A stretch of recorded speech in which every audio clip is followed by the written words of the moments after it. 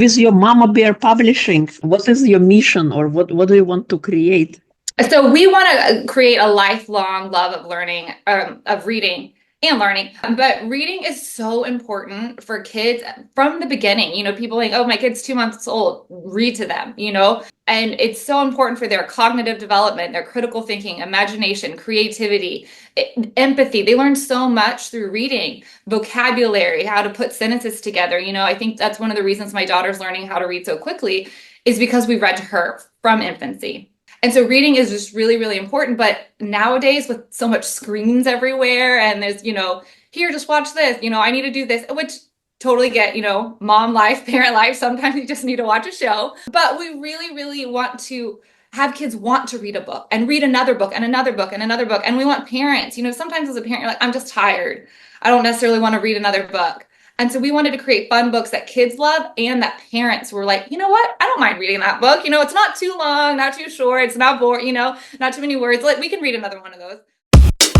Welcome to Single Parent Success Stories, a podcast designed to inspire single parents. Here you'll find resources from self-care to finances to parenting and everything in between. Discover what it takes to thrive. Let the stories inspire you to what is possible.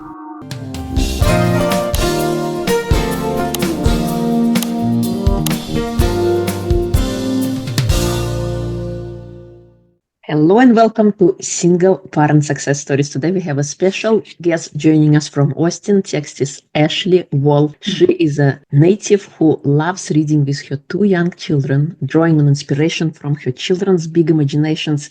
Ashley started writing children's books with characters with big imaginations who go on fun adventures. As a former teacher, Ashley continues her passion for helping children learn through fun and inspiring stories. Welcome, Ashley. It is a pleasure to have you. Oh, it's so wonderful to be here. Thank you so much. Thank you. Thank you. Please share who you are in your own words. Who is Ashley? Oh, well, yes, I am a Texas native. I was born and raised, grew up here, went to college, went to Baylor, and then started a teaching career. I taught for 10 years, middle school math. And then once I started having kids, I was a stay-at-home mom for a few years and I loved it, but I really wanted to get back into the working world. So I was praying, where should I go? I didn't want to go back to the classroom necessarily. And I kind of had this idea to write children's books in the back of my head. And it kind of stayed year after reading so many books with my kids. And I knew I still wanted to do something with children and with education, just not sure where that went. So one day God laid it in my lap. He said, it's time, write a children's book. And so I talked to my husband and he was like, that's great. Let's start a company and we'll publish your books and other books. And I said, okay, let's do it. And we did. And 2 years later, we're here. So educator turned mom, turned publisher, author, still educator. Makes you happy? Oh, a lot of things. My biggest passion is working with kids and education. And right now, my daughter is in kindergarten. Of course, my family and all that makes me happy. But my daughter's in kindergarten and I taught middle school math. So the kids were older. I am now watching her learn to read. And it is so amazing to see her face light up. So that kind of thing is watching my kids grow and watching them learn and master things and watching their faces light up. That now, that's kind of what I'm in. So that's what I go to. And you're like, what makes you happy? I'm like that. Watching them learn and grow and become these little humans is so cool. Yeah, that's incredible. And especially we all have our own learning styles, and looking first at your middle school students and now having your own kid kind of having that experience of learning. That's incredible. Yeah, it's very different. A kindergarten, people are like, how'd you do middle school? I'm like, I don't know how people do elementary school. The kids are so young, but they're so cute and they want to learn and they soak it all up. But it's really fun to watch. Amazing. How do you help people? How do I help people? Well, I have always worked in lower income areas. I've always, I actually did first out of college work in a, middle upper class area. And then I switched over and you see a huge difference in schools, in the resources, in the at-home support, and it's incredible. They don't get as good of an education in those lower income areas. So that has always been my passion too, is to help kids in those areas, help parents, because the parents want the best for their kids. They don't necessarily know exactly what to do. They haven't had that formal education. And so you just teach them, hey, read to your kids from the very beginning. Do this with your kids. They're like, okay, yes, yes, yes. And then those kids too, they want to learn, they want to be successful. And so I've kind of really clung to that for the past 15, 20 years, is really helping kids in underserved areas, because they're just as deserving. They just don't have the same resources as other kids. So I really love helping out in those communities, helping those kids, helping those parents get the education that they deserve. They just don't necessarily have it right in front of them. Yes, yes, so true, so true. And with your Mama Bear Publishing, what is your mission, or what do you want to create? So we want to create a lifelong love of learning, of reading and learning. But reading is so important for kids from the beginning. People think, oh, my kid's 2 months old, read to them, and it's so important for their cognitive development, their critical thinking, imagination, creativity, empathy. They learn so much through reading, vocabulary, how to put sentences together. I think that's one of the reasons my daughter's learning how to read so quickly, is because we read to her from infancy. And so reading is just really, really important. But nowadays, with so much screens everywhere, and there's, here, just watch this, I need to do this, which totally get, mom life, parent life. Sometimes you just need to watch a show. But we really, really want to have kids want to read a book and read another book and another book and another book. And we want parents, sometimes as a parent, you're like, I'm just tired. I don't necessarily want to read another book. And so we wanted to create fun books that kids love, and that parents were like, you know what? I don't mind reading that book. It's not too long, not too short. It's not boring, not too many words. Like, we can read another one of those. That parents and kids can come together and can read and have fun and have little, like, let's cuddle up on the couch or lay on the floor, go outside, but read some books. That way kids want to continue to read books and get all of those benefits from reading. Yeah, you're so right. Starting early is always beneficial, and you kind of instilling a habit of mom and dad are doing it. So Exactly. that's what I must do as well, because that's how life is. So that's awesome. Cool. I love that. What advice would you give to your younger self? Oh my goodness, what advice for my younger self? Oh, that is so tough. My younger self. You still look pretty young. Well, I'm in my last year of my 30s, so thank you. I would say just you're doing good, and yeah, really dive into helping others at yeah, sorry, like but yeah, I would say to my younger self, keep going. I think when I was younger, I was like, I'm always going to be a teacher. I'm always going to be a teacher. I never thought I would be a business owner, and I was just like, oh, I don't need to do this. I'm just going to be a teacher. I don't need to do this. I'm going to do this.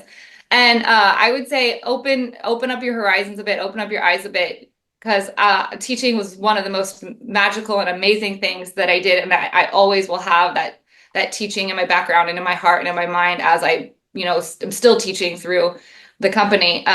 But I would say, to my younger self, make more connections, go out and meet more people. I tend to be a bit of an introvert, and I just like to read my books at home. But I would say, to my younger self, go out, and you never know where your path is going to lead. Even when I was really young, teenager, I was like, if you told me I was going to be a teacher, I'd be like, no way. And then as a teacher, I'm like, I'm always only going to be a teacher. And so it just changes and evolves. And so I would say just to be open and constantly learning. I love that. What did you want to be when you were growing up? What was your dream profession? Oh, I was kind of all over the place. I wanted to be a lawyer at one point, and I kind of always did want to work with kids. I thought I would work with kids, pediatric physical therapist. But I didn't really like have my eyes directly on one thing. I kind of had liked a lot of different stuff, which is maybe why I did a 5th year at college, but I changed my career path a couple times, but finally landed with education. Did you have a hero growing up, or somebody you looked up to? My grandpa. I have always looked up to him. He was an incredible businessman, which is now, kind of, you see things come around full circle where you're like, oh, all of these things that he was teaching me growing up, I am now using. And he always had him and my grandma had a really big heart for giving and helping others. And, from a young age, I would go with them and, do volunteer work. And there's a children's home here in Austin that we're really involved with. And so I would go from a young age and help out there. But he was and he always had such a positive outlook.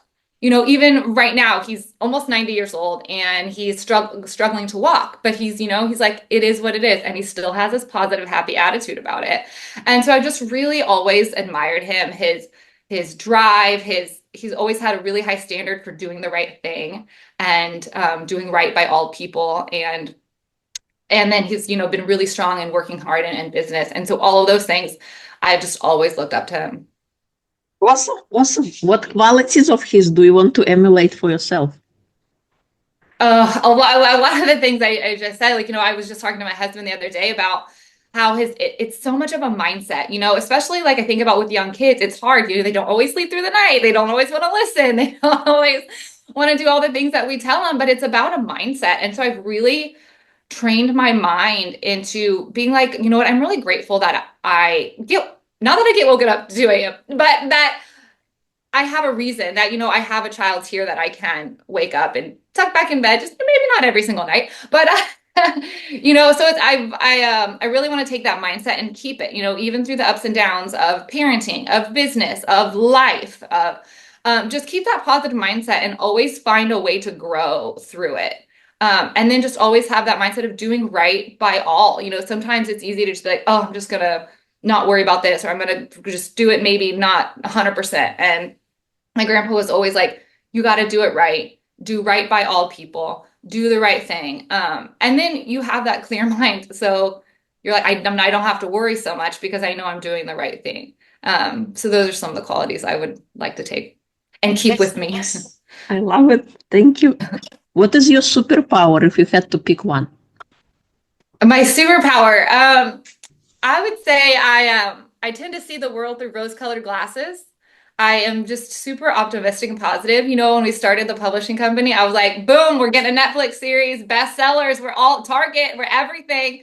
And even through the lows of the company, I'm still like, that's our future, and same thing, I had that even when I was teaching even with the toughest kids. And the phrase actually came from another teacher when I was talking about, a couple tougher kids. And she was like, oh, well, you just see the world through rose-colored glasses. That'll fade. And I don't think she meant it as a compliment, but I took it as one because I was like, no, they're never going to fade. I will always want to see that positivity. I was like, these kids, they're going to make it. They're going to go to college. They're going to get great jobs, And same thing with the company, with my kids, I just always want to see that positivity and even in the harder times, or if it's not so positive, you find the positive in there. So I just always want to keep those rose-colored glasses on and keep them shining. I think that's a great quality to have, especially when the world is showing you something different, but having that positive attitude. And the only thing we really can control is how we react to things, how we feel about things, because things will happen, but it's all goes back to how you feel about what had happened and what meaning you give to what had happened. So having that attitude is incredible. It will allow you to live life better. You're not going to be so hanged up on those low key points. You're going to find the silver lining. What can I learn from this experience? And then make a better decision next time. So I love that superpower. That's amazing. What advice would you give to single parents? I know you're not a single parent, but from perspective of your personal life, what you have seen, and also with your company, with reading, what would you say? I think my biggest advice for parents is something that I've really had to go through in the last couple of years is like the phases. My kids are 4 and almost 6, and my 6-year-old was this just I'll color, I'll play with babies, do whatever you say. And then my son came along like a tornado and I'm like, what's happening? And we've had so many phases and not all of them have been great. So my advice is that it is a phase and the phases will pass. And when I can have that mindset, when, if we're going, potty training was a tough phase and hitting was a phase and biting was a phase, but the phases do pass. And I've really tried to find, how can I grow in this phase? How can I be better in this phase? Because I'm in the trenches right now. I'm in the mud and it's not great and I'm stressed out. But how can I find the positive? And I knowing that this phase is going to end, how can I come out of this phase better? How can my kids come out of this phase better? What can we learn and grow? And it's really transformed my thinking and I made me stronger and my kids because now when we're in these difficult times, I'm finding how can I react better to be a better mom and a better person? And it's reflected onto my husband and to the kids. And so I think my biggest advice for parents is when it's really difficult, it is a phase and it will get better and it will go by and then a new phase will come. But what positive thing, how can you grow in that phase? Don't go through that tough time and come out empty-handed. You come out a better person. Don't let it just be for nothing. So I think that's my biggest advice, parenting advice. Thank you. I like that. Yeah, everything is a phase. Sometimes we think it's going to last forever, but it also Yes. changes, it finishes, and then something new comes up. And usually what happens, the challenges that we've seen in the past, you're probably going to laugh about them. Why did I even thought it was a challenge? It's like Right. nothing now. Now you have Yeah. something different. Yeah. Now there's a new one. Yeah, awesome. What are some of the strategies, Heiko? I know reading is important. What are some of the strategies you can share to encourage reading to children or encourage children to read themselves? Yeah, well, and of course, when kids are really young, parents have to read, but having books everywhere, in the playroom, in the bedrooms, in the living room, in the car, and even just a kid who can't maybe read yet, them just looking through the pages is really beneficial. They can come up with their own stories. They are looking at letters and words and seeing how they form together, looking at the pictures. They're developing that creativity, imagination just by looking at even without being read to. And then finding books that kids really love whatever their interests are. Find the books that they are interested in. It doesn't have to always maybe teach a lesson or whatnot. Teaching lessons is great and you can learn a lot of lessons in the books, but finding books that they're interested in. And so for older kids too, graphic novels are really big. And sometimes you might think, well, there's a lot of pictures, not very many words. That's okay. They're still reading, they're still reading a book. They're still getting all of those benefits from it. And then just making it fun for the kids. Maybe you take books outside. Maybe you're reading on the floor, doing funny voices. And if they want to read the same book over and over again, that's great too. They're still hearing all of those words and connecting the letters and learning the vocabulary. Yeah, my biggest things are just having books everywhere. You'd be surprised when you leave the tablets at home or you hide them in the car so they don't see them and you hand them books instead. And all of a sudden, hours pass and they're still looking at these books. And then going to the library is really great too, because then they can find their own books and check out books and it's free. And you can check out a ton of books. Our library, I think, is like 50 books you can check out. I don't normally check that many out, but as we go, every week, every other week, and they have new books, so they're not getting tired and bored of the books they have at home. But yeah, just having books readily available all the time, and then making it really fun, and not necessarily worrying about what you're reading, but that they're reading. I love that. Thank you. Thank you. Awesome advice. Any fun projects you're working on that you like to share? We have a lot of great projects right now. We've recently partnered with the Barbara Bucha Literacy Foundation in Houston, and another family had connected us, and so it's kind of just this like three-way partnership to give around 40,000 books to underserved kids in Houston. So those books will all be being distributed over the next couple of months. So we're really, really excited about that partnership. It's something we hope that we can do every year, and then just really get books to kids who don't have an at-home library or don't have the access to books. So we're super excited about that. And then we've brought on a lot of new authors lately. So in 2026 and 2025 and even 2027 will be really big books. So we're only our company's only 2 years old. And so we started slow and we're really ramping up with a lot more books now. We partnered with Baker and Taylor. So that is pretty exciting. A lot of growth coming with our company and then with our opportunities to give back. So, how do you find your authors? Most of the authors have found us either social media or, different interviews or just online. But authors can go to our website and submit a contact form from there. And then so just submit manuscripts. So they'll do that. And then if their manuscript fits our mold, our foundations at Mama Bear Books, then we'll bring them on. Awesome. I love that. Is there anything I haven't asked that you would like to share? You did. You got it all, I think. We went from superpowers to kids. I loved the, who's inspired you. I'm thinking about my grandpa now, but yeah, it was great. So, any book that inspired your journey, in your life, anything memorable that kind of inspired Did you? you say any book or? Yes, book. Um, I've read so many books. I don't know that I necessarily had one book that inspired me, but I just love getting lost in a book. I've always loved reading, and even now the kids go to bed and I pick up a book and read. So just the imagination and where books can take you, and the inspiring. I'm doing a lot of nonfiction now, a lot of founder stories, and the inspiration from others that we see. Oh, well, this person's just here. They've always been here. But they didn't. They started somewhere, and a lot of people started with a struggle, and they started, you know, selling shoes out of the back of their car and reading the Phil Knight story right now. And so it's really inspiring to read these other founder stories that they started in their garage, or they started with a phone call, and so it helps me to keep going. Hey, we're new and we're small, but we're going and we're growing. And so that's the kind of inspiration that I've been reading a lot lately. Awesome. Thank you. Thank you so much. If people would like to connect with you, learn more about you, where would they go? Yeah, they can go to mamabearbooks.com. It's MAMA bearbooks.com. And that's our website. I'm pretty active on Instagram. It's mamabear_books. And I love to connect with readers and moms and dads and people. It's been really fun. So yeah, connect with us on there.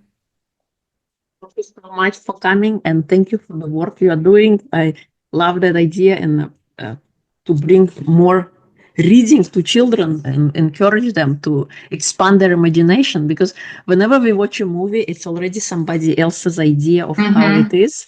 And when we read, we get to create that movie in our head, and we get to relate more with characters. So I love that. Thank you so much. Yeah, no, I agree. Thank you. This was really fun. And it's Awesome. been so wonderful to get to know you. Thank you.